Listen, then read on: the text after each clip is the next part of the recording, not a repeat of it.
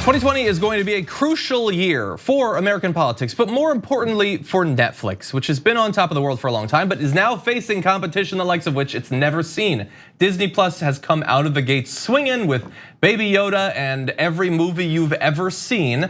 But Netflix does still have a few things in its corner. And so I'm joined now by Brett Ehrlich, host of the Happy Half Hour. Former host of the Rotten Tomatoes show on Current TV. Don't forget to, you can't find him anywhere. You can't find it, but he knows a lot about pop culture. And so there's some stuff on here we're gonna talk about that I need help understanding, okay? Okay. So first of all, what does Netflix have? Going into this new year, do you agree that like this is gonna be harder for them than the past? It will undeniably be harder for Netflix because they have more streaming competition ringing in at about the same amount per month, if not lower, and in many cases, most cases lower. Disney's lower. Yeah.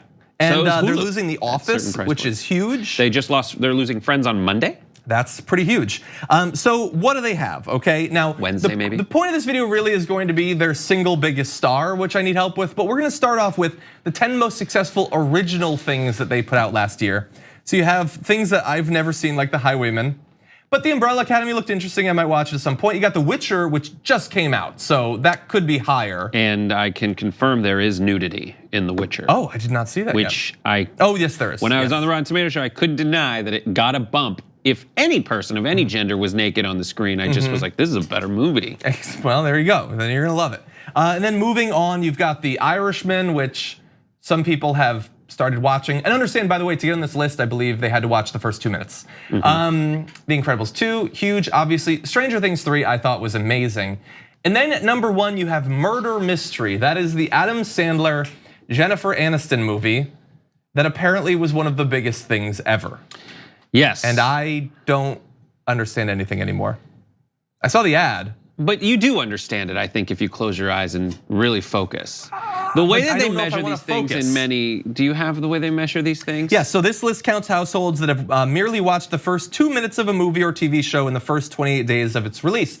They have other things that measure, like if you've watched 70%, but then you'd have things that are longer and shorter being measured differently. So this is supposed to give you an idea of what were people interested in enough to start. They might have stopped after 2 minutes. I can say that my wife started watching The Irishman. She didn't finish watching The Irishman. Oh, your wife. Or I guess she did finish, but after like 2 minutes. Oh, your wife. Oh, that's so sweet. It is, and she's very sweet too. But apparently Irishman was not. Irishman I watched for 3 hours because I got up at 4:30, couldn't go back to sleep. And I was like, well, I have time to watch The Irishman. And I enjoyed The Irishman, John. Okay. But this is kind of, the tail can wag the dog, the cue can wag the dog. Because as we all know and loathe when it's nighttime and someone's asleep next to us and we turn on Netflix, they autoplay the stuff. They autoplay it. Oh yeah. They put it right in front of you. You know who in loves your that? face. Who? Nobody. No one loves it. Nope. There's nowhere you can go that won't be yelling at you. You're trying really hard to find the least popular thing that there's no way that one of their deliverables was also an autoplay trailer or excerpt. Yeah. It happens, but very rarely. Yeah. And the worst is those are the ones that are trying the hardest with explosions and loud sounds. But they can dominate. They are feeding you stuff that you have no choice but to at least consider. People love Adam Sandler. He is one of the highest box office grossing SNL stars of all time. Yeah. He's top 10. And this is fine for Netflix. So I want to ask you, so Adam Sandler, that's the biggest thing I want to ask about. So look, and I will preface this by saying, I like Adam Sandler. Some of his old movies are my favorite comedies. I think he has made a lot of great movies. Seems like a really nice guy. Yeah. But undeniably. On Netflix, he got a 4-movie deal that he was apparently very well paid for, and it apparently did so well that they re-upped it for another 4 movies. He made like $40 million over the last year. Murder Mystery had the biggest opening weekend ever for a Netflix film. Right, but opening weekend generates no addition. The key here is for Netflix, they want to create deals with people who make it so that potential subscribers need Netflix so they can watch these things.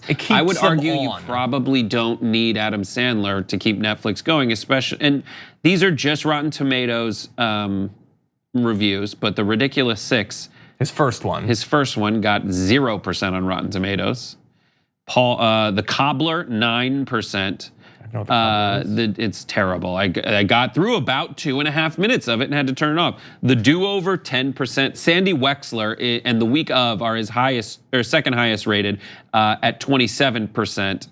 But the Meyerowitz stories, which he's in, got 93%, and Murder Mysteries got 95%. Or really? 45%. Okay, well, those are different. And look, apparently, Uncut Gems, he's apparently amazing. Yeah. So he's clearly a talented guy, but the reviews tend to be really bad for these movies, and yet supposedly the scuttlebutt has always been they get watched more in terms of Netflix originals. Like obviously The Office gets watched more than literally anything on TV or movies.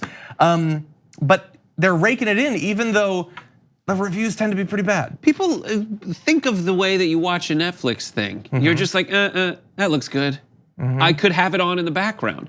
These movies are no longer destination cinema where you have to like go out. You put on an Adam Sandler movie because you like Adam Sandler. You put on a Kevin Hart movie because you like Kevin Hart. You'll do it. I was just in a Kevin Hart movie. John was just in a 6-part Kevin Hart miniseries. Yes, very briefly. By the way, I will just say maybe at some point we can have a conversation about this.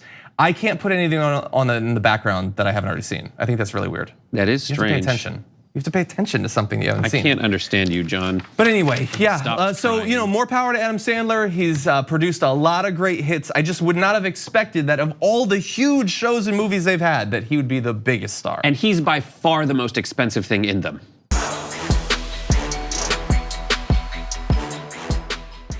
Check out the Damage Report podcast each day, wherever you get your podcasts, whether Pocket Casts or Stitcher or iTunes. You can join me as I give you the news and stories you want, with a range of co-hosts and interview guests jumping in on the fun each day. Again, that's the Damage Report, wherever you get your podcasts. And if you get them at iTunes, don't forget to rate and review. Sometimes I'll read them live on the show.